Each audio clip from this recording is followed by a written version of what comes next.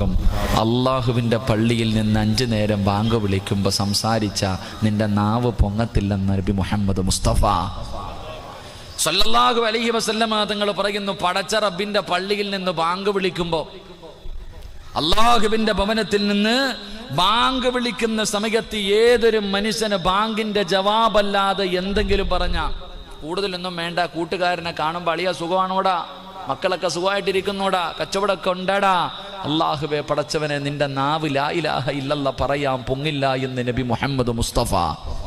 ഉറക്കപ്പറ നബി മുഹമ്മദ് മുസ്തഫ അല്ലേ. ബാങ്ക് വിളിക്കണ സമയത്ത് കയ്യിൽ ഫോണുണ്ട്, ഒന്ന് താഴ്ത്തി വെക്കൂല.